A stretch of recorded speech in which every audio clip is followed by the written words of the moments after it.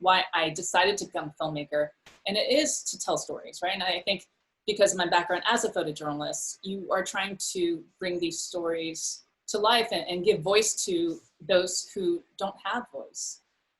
Palm Springs is really special because it's not just a crazy rom-com wackadoodle comedy. It's that too, but there's so much more to it. And that's what Max and I really spent time talking about, like the characters. What is the arc that Sarah goes through? What's her journey? How does that affect the lighting and the camera movement? And same with Niall's character. You know, he's more of a happy-go-lucky guy, but deep down, he has this incredible transition, this growth. And so we really talked about that. And I think because it deals with, you know, the questions of why we're here, these existential crises that we all have, especially now more than ever during this pandemic.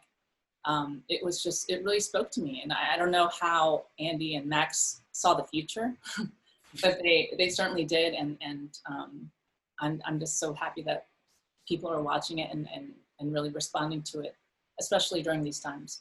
So, you know, Andy here is looking camera right. It's very bright. It's very, you know, warm tones, very well lit.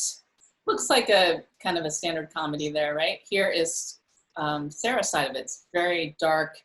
There's one shaft of light and you don't realize why the curtains are drawn until much later. But, you know, this is very dark, both physically, visually, and emotionally, but you don't really understand that until later. And then I also chose to use atmosphere to give it a little bit more of a surreal feel. There's so many moments like that that are maybe at the subconscious level, you're like, oh wait, what just happened there? And then on second viewing or on third viewing, you're like, oh yeah, I didn't catch that before. That's kind of cool. Like, you know, I think it's fun to break down what people build into the visual design of a show, because there's definitely an arc